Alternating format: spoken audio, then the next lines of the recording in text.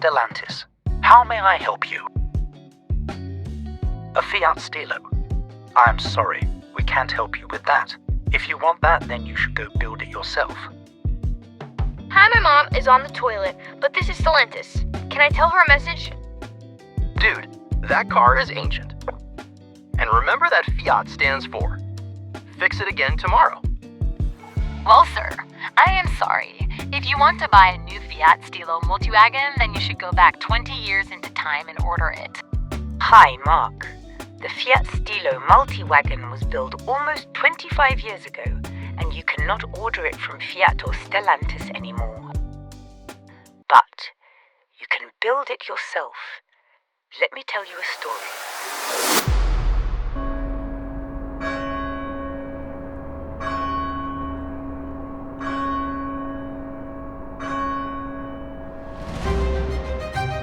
Piedimonte San Germano, a small town in the province of Frosinone in Italy, is the location of the casino plant where in 2001 the Fiat Stilo was made. The first exploratory sketches for the Fiat Stilo go back to the summer of 1998. The program got its official launch that autumn when the project was assigned to the Fiat Style Center and 3 outside consultants, Fioravanti, Ital Design and Pininfarina.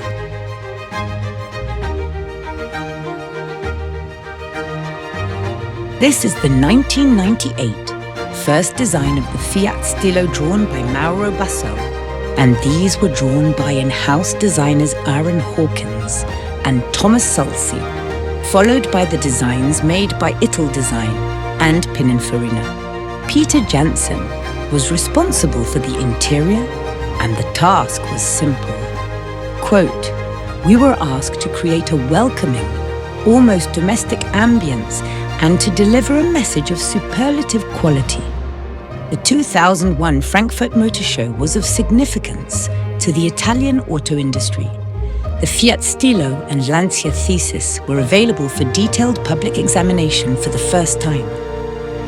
Fiat was targeting a family audience and delivered 3 types of the Fiat Stilo: the sporty 3-door, the 5-door variant that is 5 centimeters higher and 7 centimeters longer, and the multi-wagon.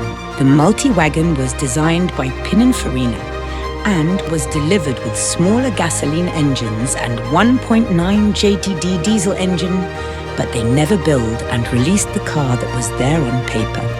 We are going to build the car that Fiat never made, the multi-wagon 2.4 Abarth manual.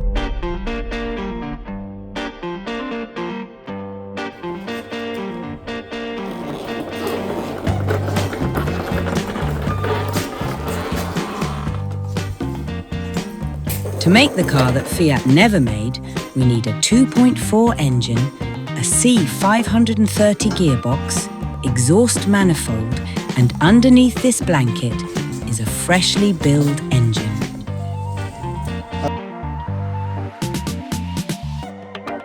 The 2.4 Abarth engine is a follow-up on the Lancia Kappa and Fiat Coupe engine and delivers around 190 horsepower. This is the engine. As you can see, it's not finished yet. It still needs a new timing belt, and we probably need to redo this one also because, well, the engine has been standing outside in the winter for the last few months. And some rust came onto it. Well, still need to order the belt, so probably we'll replace those 2. And we also need to replace the gaskets. And what else do we do? I also replaced the gasket here. This big seal. Thermostat is brand new. We are using brand new bolts for the complete engine and car. So it will probably a nuts and bolt. It will probably be a nuts and bolts restoration. And for the exhaust side, we are going for this.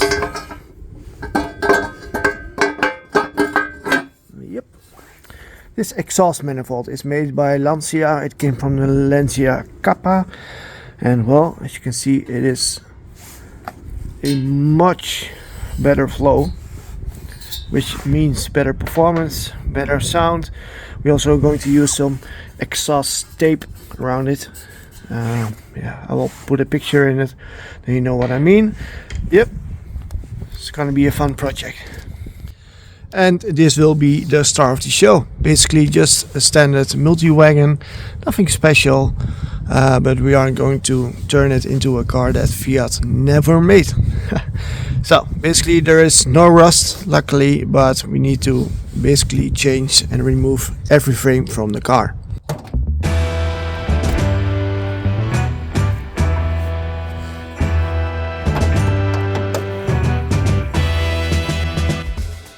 The 1.6 engine in the Stilo is an engine relating to the original Fiat 128 SOHC designed by Aurelio Lampredi. The predecessor of this engine was used in the Fiat Bravo, Brava, Maria and Lancia Delta.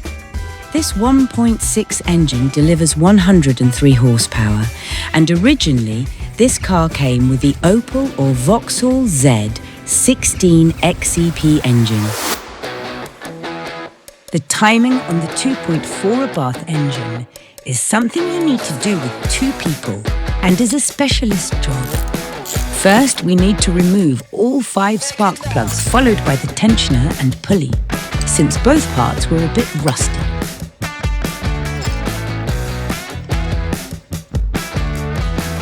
We then remove both camshaft caps from cylinder 2 and cylinder 3. Using a timing gauge and turning the crankshaft, we can now set cylinder 1 on top dead center. With cylinder 1 on top dead center, we can now use the original Mopar locking tools to lock the crankshaft and both camshafts. It is crucial to use the original locking tool made by Mopar, otherwise your timing will be off, causing loss of power. With the timing set correctly, we can now use the locking tools again and install the new belt. With the new belt installed, we can now set the correct tension on the belt. Using a bit of Loctite, we torque the sprocket to 120 Newton meter. So, don't mind the mess, we've got the timing belt on and the eagle eye watchers. Might have noticed that when I showed you how to do the timing, we were missing this camshaft sensor. So we had to remove and redo everything, but well, we succeeded. It's on, it has to go behind this pulley, behind the water pump, the wiring over there, because there it is, going through here to there. The clutch is made by Vallejo, and we are using the flywheel from the 1.9 JTD. The gearbox is the original 5M gearbox, but reworked with different parts. The secondary spline and final drive were taken from the diesel version. That means that the final drive is 10% longer. Now that the gearbox and engine are done, we can now focus on removing the old engine from the car.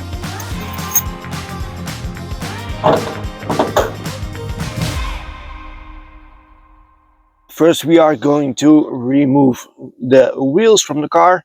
We're gonna jack the car up in the air. Then we are going to remove the front of the car, release all the fluids, remove this mount. There's a mount right there, and there's one on the bottom. Just 3 mounts, and the whole thing will just drop down. That is a bit optimistic, Mark, since you are doing everything outside in the cold. But indeed, the plan is to simply remove the engine and gearbox from the car with just removing the mounts and hoses. We start with removing the bumper, followed by both headlights. With the bumper removed, we now have better access to the coolant hoses, so we can drain the coolant. So while I'm taking apart this car, you might consider subscribing if you haven't already. I also believe that the sun will come out today. That would be nice. think someone forgot to turn on the microphone. We got the front of the car removed, and we are ready to remove the 2 remaining mounts on the car. The plan is to lower the engine down so it can land on the engine crane. Yes, this looks sketchy, but it is fun also. Goodbye, little friend. You did well, but it is now time to install a beast inside this family car. With the engine removed from the car, we now have a better visual of the parts we still need to remove. What you see here is the subframe and steering rack. The subframe is bolted in with 2 bolts on each side. The steering rack is bolted to the electric steering column inside the car. Before we can remove the subframe from the car, we need to loosen the bolt from the steering column inside the car. Then we undo the 4 bolts on the subframe, and there you go. A simple job. The 2.4 Abarth engine is now ready to be mounted in the car. The parts like the starter motor have already been installed on the engine because you can't reach it when the engine is in. We also installed the crankshaft sensor and the new seals for the drive shafts. The plan is to roll the engine on the right spot and lift it directly into the new mounts.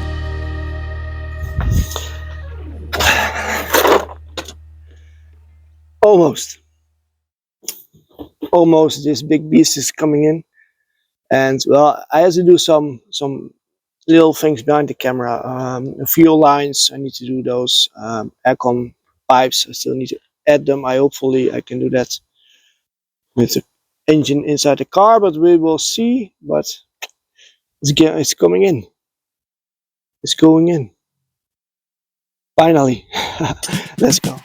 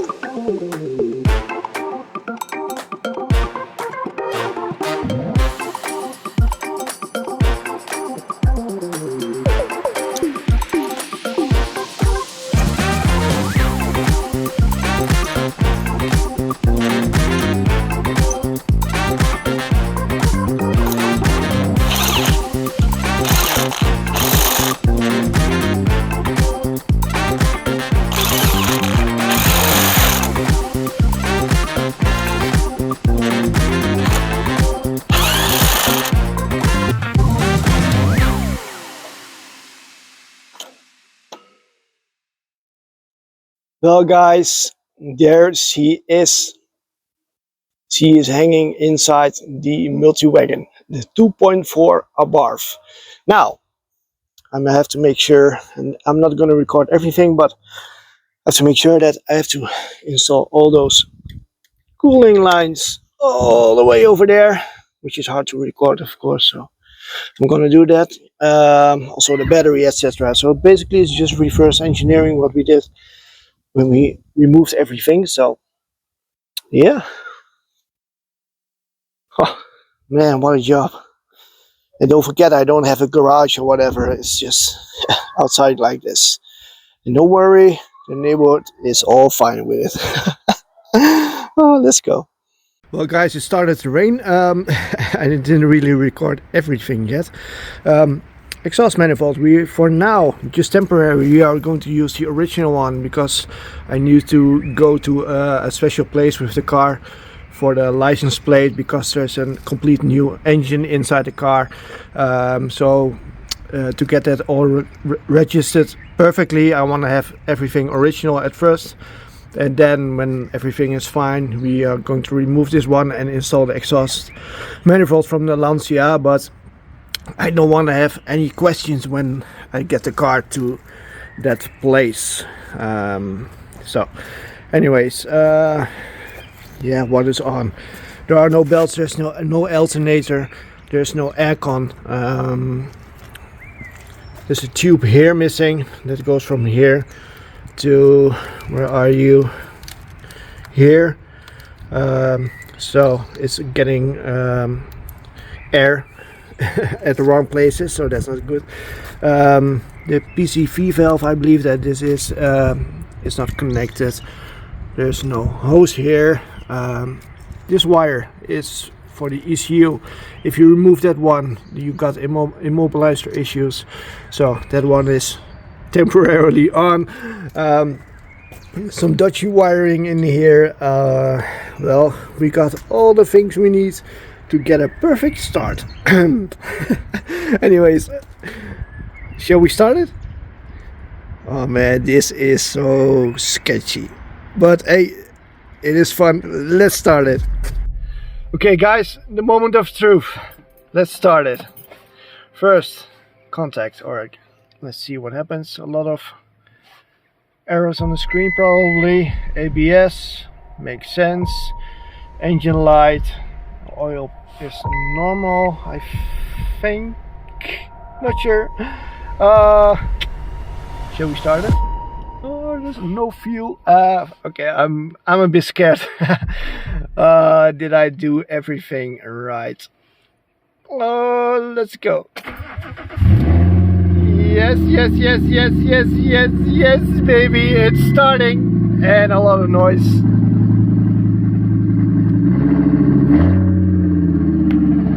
Woohoo!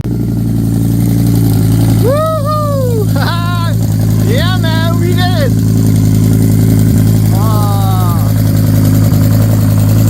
Come on! Yeah, yeah, yeah, yeah, yeah!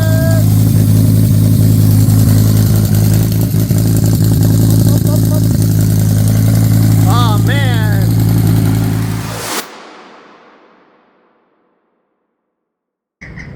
What a job! You might not notice it, but it's cold. Got some hot coffee. And today, hopefully guys, we are going to make sure that this car will drive a little. Hopefully. I will probably run into some problems, but we'll see. First of all, thank you for watching and subscribing to my channel. In this channel, if you are new to this channel, in this video we are going to, well, we already have placed a Abarth engine in this multi-wagon standard family car. Nothing special, but the special part, this guy right here. Manual, approximately 190 horsepower if everything goes well. And I already ran into a problem. Let me show you.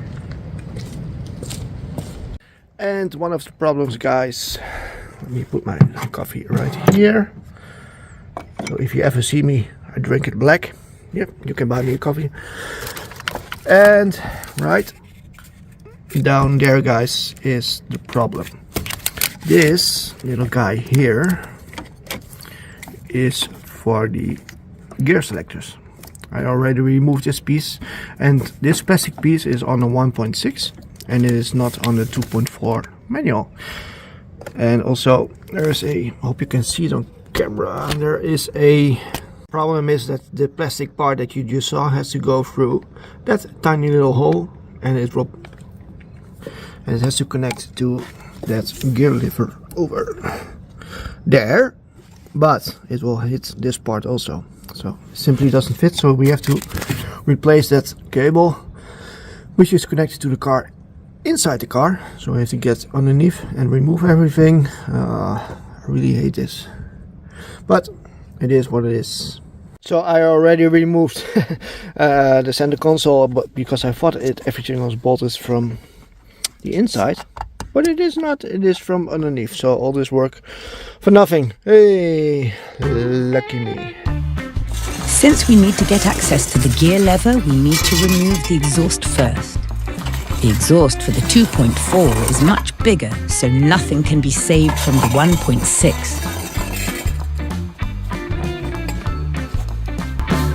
So I removed the exhaust from the car, and as you can see, There's absolutely no rust underneath the car. And to get to the gear linkage cables, I think I have to remove that bolt and those two over there, but I am not sure. But hey, look at that. Isn't that pretty? Oh man, if you just know how much room I have to work underneath the car, it's ridiculous. But hey, it's for a good cause.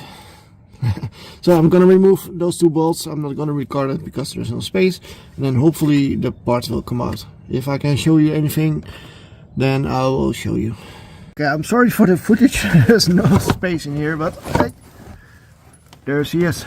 So it were just these 4 bolts and it came out. So I probably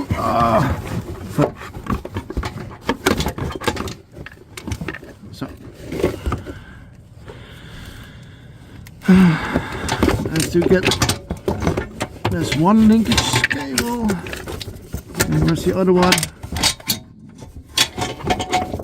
There. Look underneath the car. Absolutely no rust. It's unbelievable. This one has to come out. Yay! Man, and that on my age. Subscribe, guys. Subscribe. Thank you.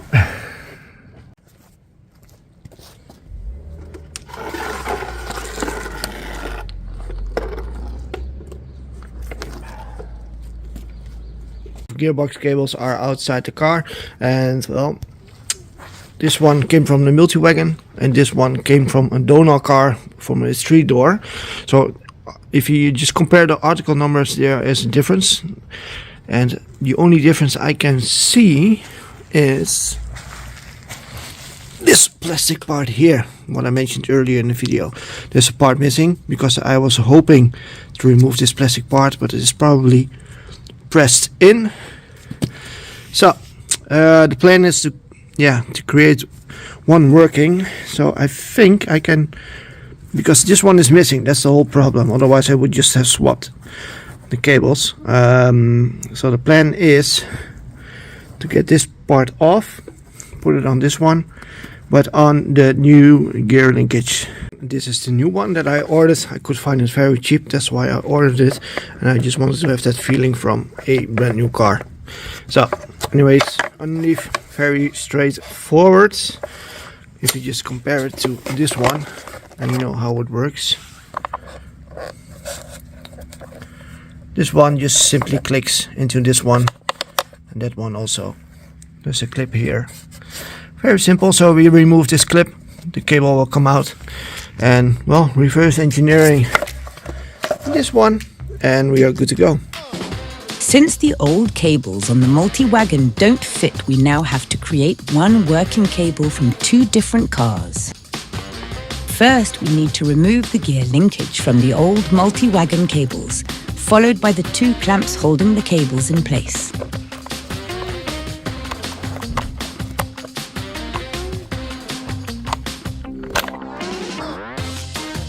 Now that both clamps have been removed, we can simply remove the old cable from the gear selector housing. So just to show you the difference. 200,000 kilometers, just there's a bit of play in it. So the new one,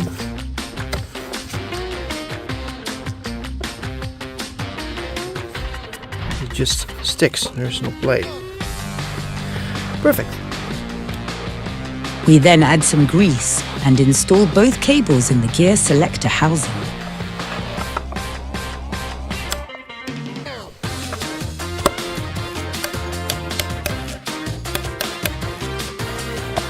With the clamps installed, we can now test if it works. Yep, perfect. If you have made it this far into the video, then you probably like this content. While Mark is fixing the wiring, you might consider subscribing to the channel so you won't miss the grand finale. Guys, I got some good news and I got some bad news. First of all, I managed to get the cable and this part in. So this is the main reason why I had to do all that work. So this one, this just pops onto the little ball right there, and there's another one on the bottom for the reverse gear. So I had to remove the gear linkage again. And the reason is that for reverse gearing and all the gears, of course, this one is too big. And the problem is I need to use this one, which I of course broke. So now we have to try to see if we can fix it again. So basically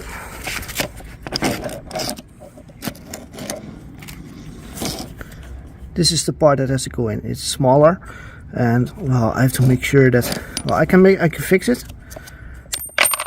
Oops. Anyways, let's fix it. Mark first removes the cover and seal from the new gear selector housing, followed by the cable that we can't use.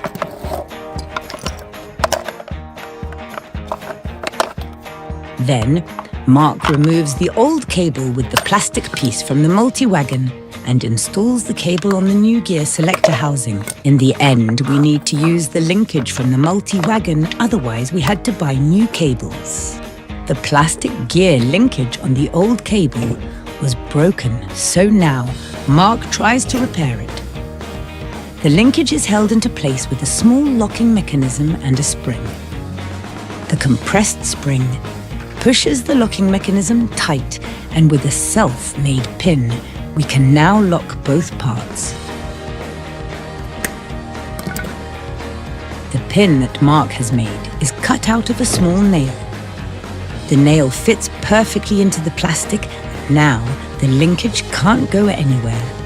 Creative solution, well done.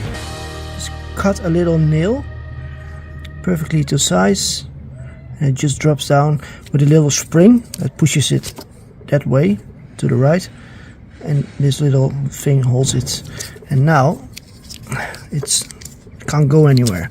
So this should be my reverse cable. Let's go. And there she sits, guys. It's officially for the 1.6, but we made it fit on the 2.4. It was a bit of a job, but hey, we did it, and that's the most important thing.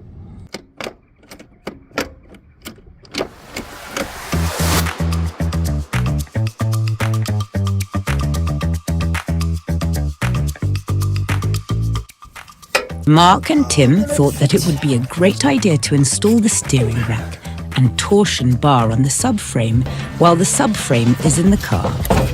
That is not going to fit, but of course we are dealing with two stubborn men. And then, to make it even more fun, Tim asked Mark if he had the plastic cover on the steering rack. But Mark then realized that he threw the old steering rack away. Sometimes you need a woman to keep everything organized. Where people work, people make mistakes, but as Matt Armstrong would say, hard work beats talent, and that is what we do. Let's remove the subframe and continue from there. I made a mistake that I had the subframe already installed on the car, and now I can't install the steering rack. So we had to bolt the subframe down. Now I'm gonna place the subframe right over there and put this one already on it, and then hopefully I can get it in the car. As you can see, there is absolutely no space to work in, so I'm gonna try to record it, doing my best. Now that Tim left, Mark is all alone again, working on the subframe by himself. Now it is time for the difficult task to get the subframe, steering rack and torsion bar installed on the car with just one hand and a jack. The torsion bar is installed with 4 bolts. It is doable to install it when the subframe is in the car, but as you can see, this is much easier. We wanted to use the torsion bar from the Bravo since that one is 4 millimeters thicker, but it did not arrive on time. As you can see, it is very difficult to install the subframe on the car with such little space to work in. The jack is holding the other side in the air, and Mark is pushing the subframe up in the air, hoping the bolt will take the thread. The earlier models have a different size in subframe bolts. From the year 2001 till 2005, the wishbone bolts have a different size compared to the later models. So if you ever want to buy new wishbones, then carefully check the date of the car, otherwise the bolts won't fit. Are you tired, Mark?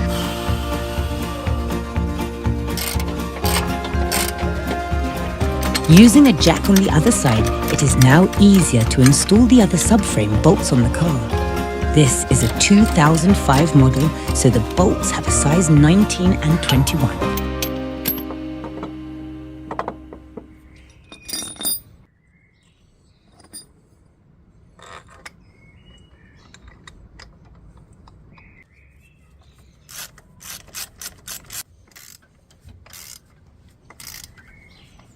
Okay, time to install the aircon belt,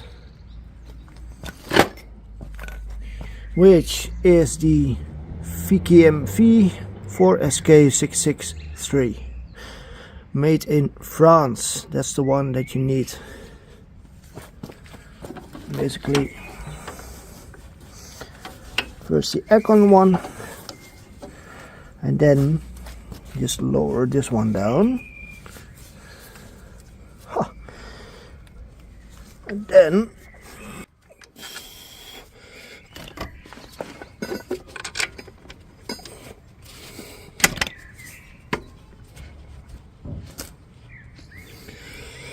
whew, heavy. So, oh man, I'm already out of breath. So basically, there's a bolt here. Remove that one and this alternator will come down. Then put the belt on and push it back in. It's hard, but that's the only way.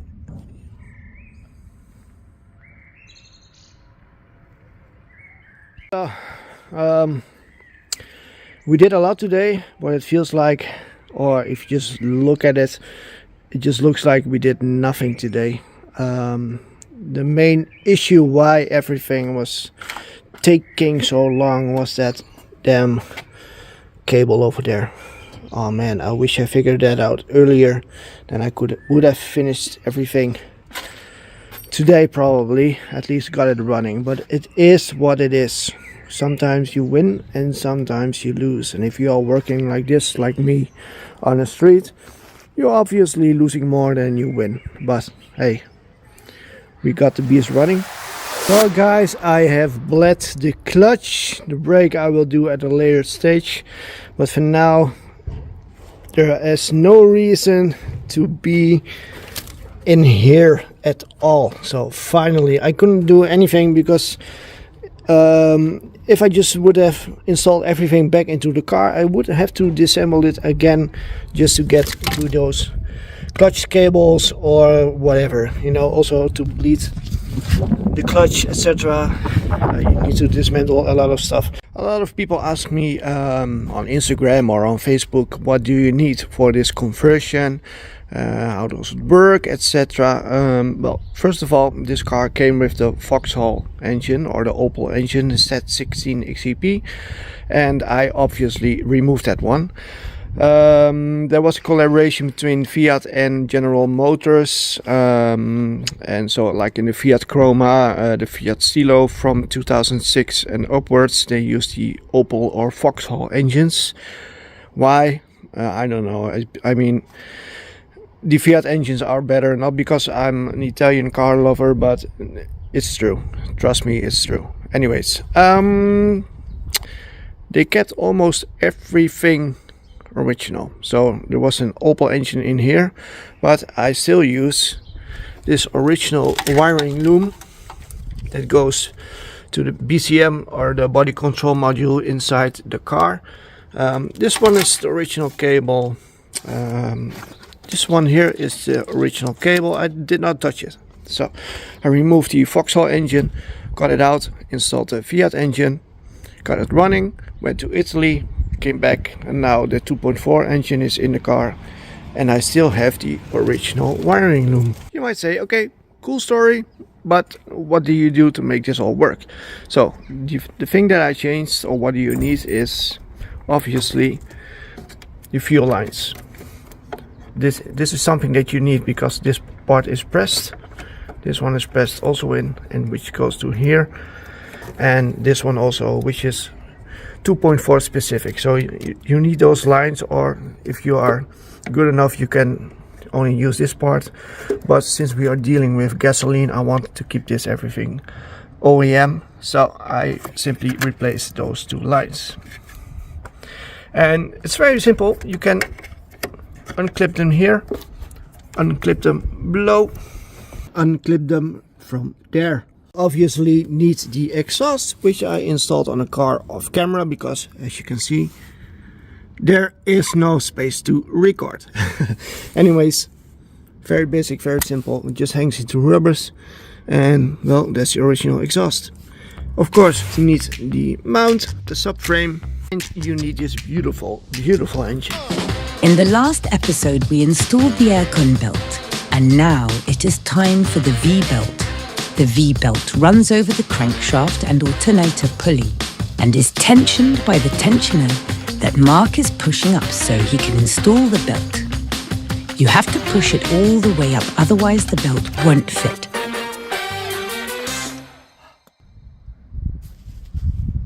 The main reason why people have problems with Italian cars are these.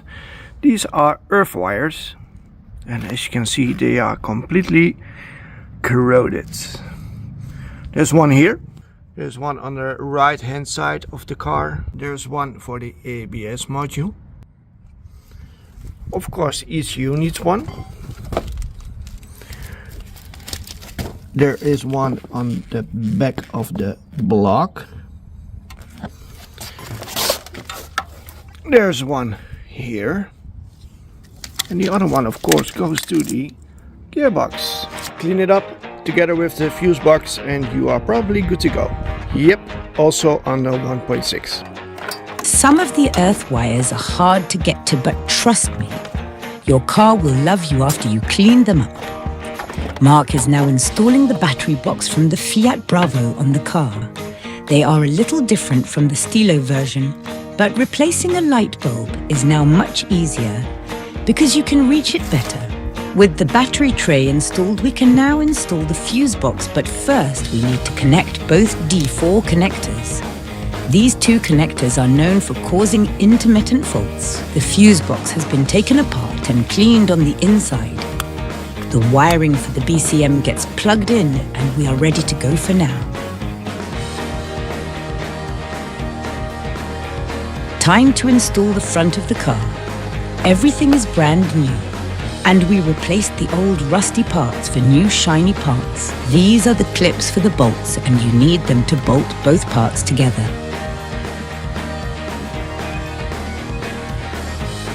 In goes the radiator for the coolant, the aircon condenser and cooling fan. We had to remove the aircon condenser because the bottom piece where the condenser sits on is different on the 2.4. We forgot to check that, but for now, let's install the front back on the car.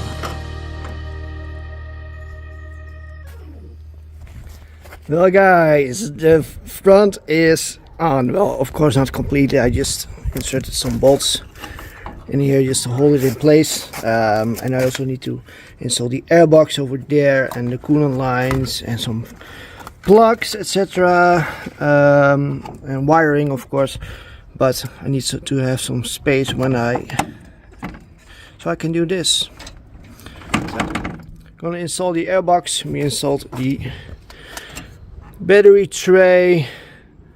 Fuse box not completely connected yet because the fan module and the wiring is also connected to this one.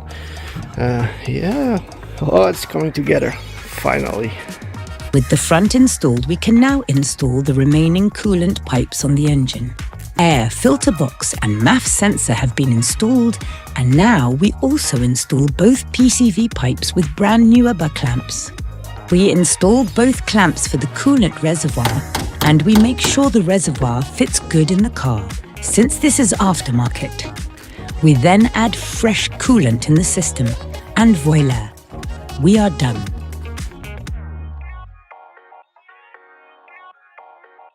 So, me and my mate Tim installed the exhaust that runs all the way through there, corner here, and it ends right, hope you can see it on camera, right there.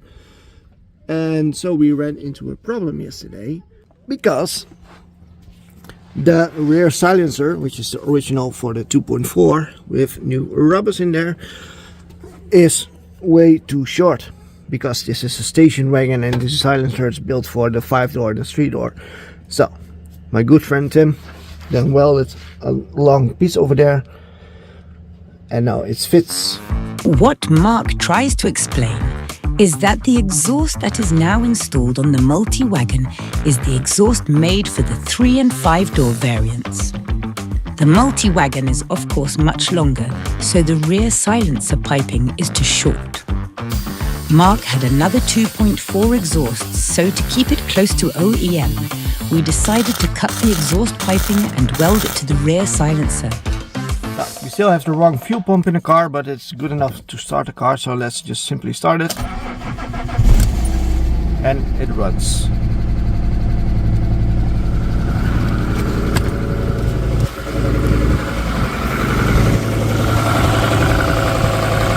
Here it is, guys. It runs perfect. This is a cold start, by the way, and there's not enough coolant.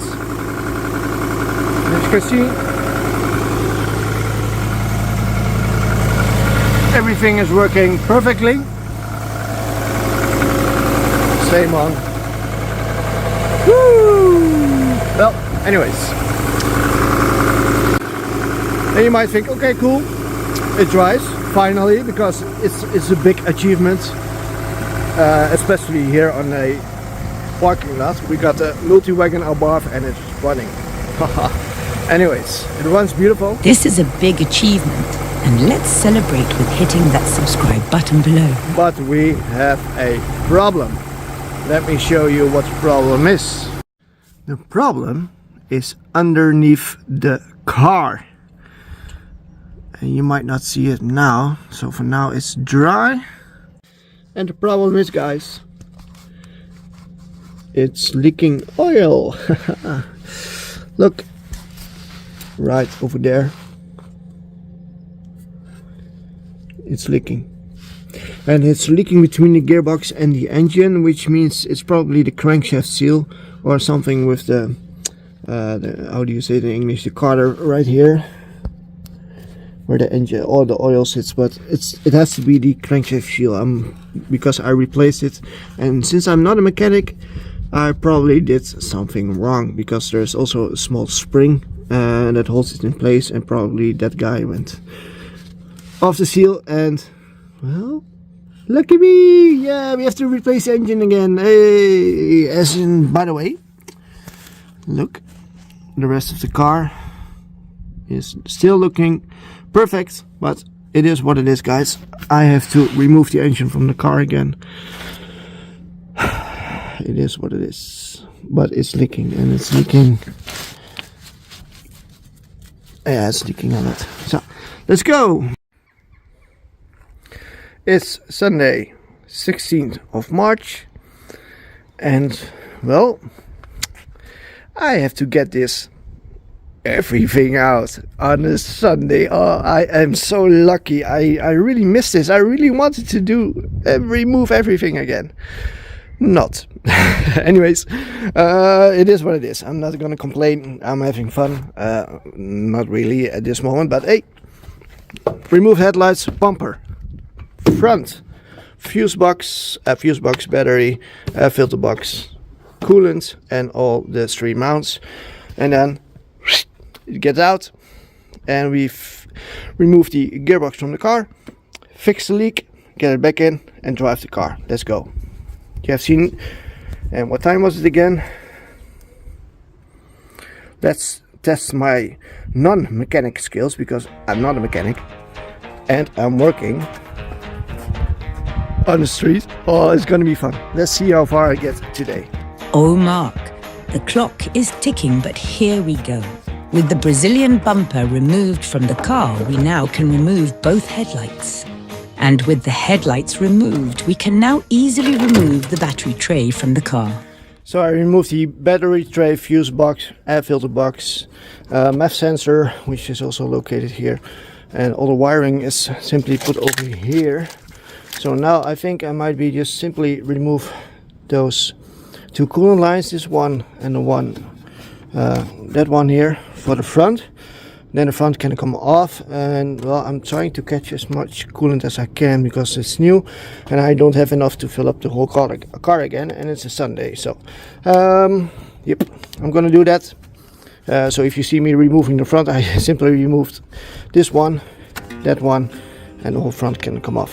With the coolant drained, we can now safely remove the front of the car. Since we need to remove the gearbox from the car, we thought it would be wise to keep both drive shafts inside the gearbox. This way we don't lose any gearbox oil, but therefore we need to loosen both shocks. This is not the easiest way and this is hard work, but we did not want to drain the gearbox oil and were limited with the time we had.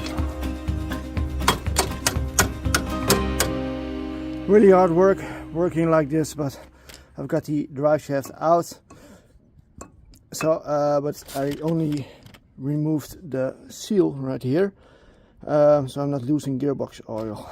So, anyways, I'll do the other one also, and the engine probably can come out. It is 12:17, and I'm ready to get this engine out. It's only hanging. Can't probably see it, but it's only hanging in this mount and in this mount.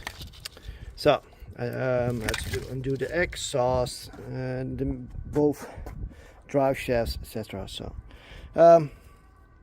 let's undo these mounts and get the engine out. Hopefully I'm gonna get it out safely. Oh man, it's such a big thing. Since this is a complete engine and gearbox, we thought it would be wise to do this with two people. We removed both drive shafts and the flexible exhaust pipe, and now the engine is just hanging in two mounts.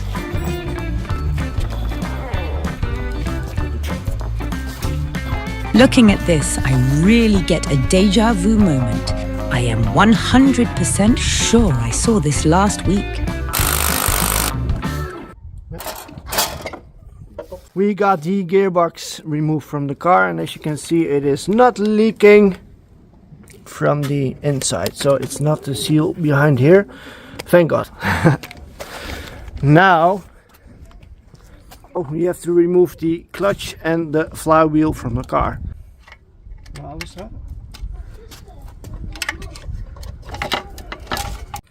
And as expected, it is leaking from the crankshaft seal over here. So I installed this one the wrong way, so now we are going to install it the correct way. The crankshaft seal was brand new but installed the wrong way.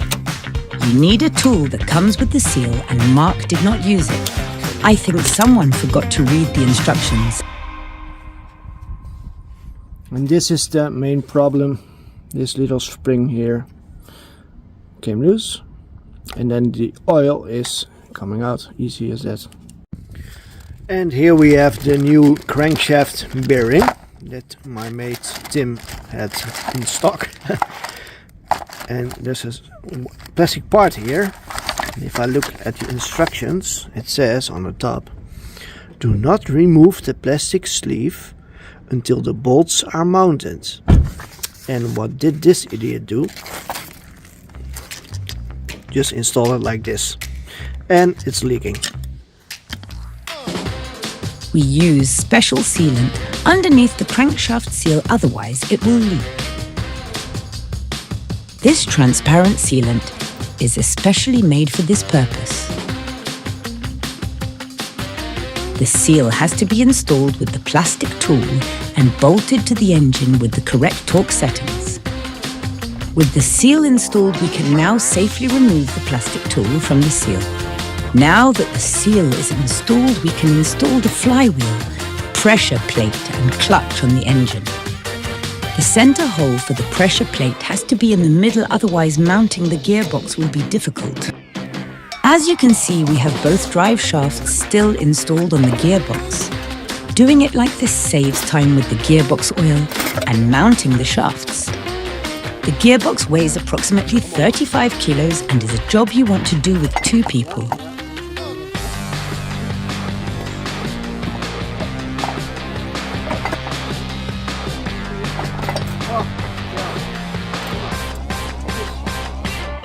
With the gearbox back on the engine, we can now install the engine and gearbox back into the car. We could have done it quicker, but getting a replacement seal took a lot of time. The mounting of the engine and gearbox you already have seen in part 4, so we are going to skip that for now.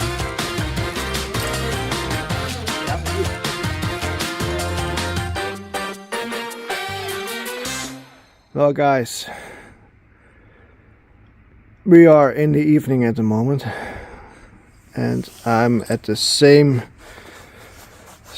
well, it's the same level as we started off this morning.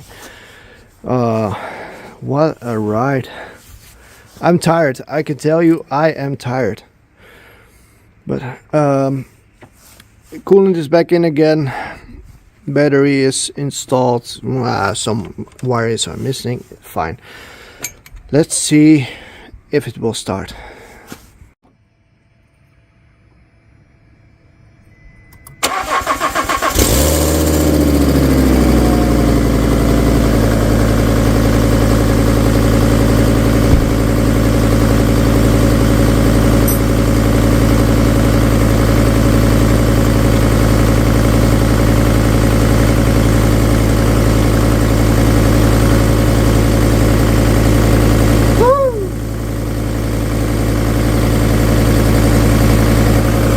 Well guys, cold start.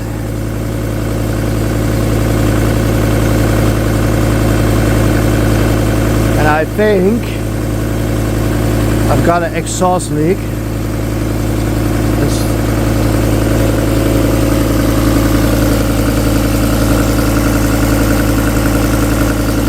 See the exhaust smoke?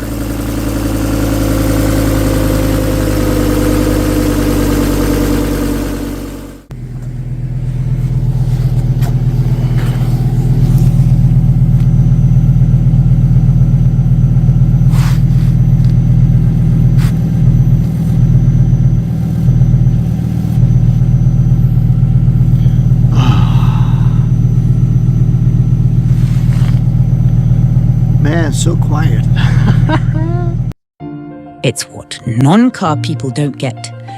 They see all cars as just 1.5 tons, 2 tons of wires, glass, metal, and rubber, and that's all they see.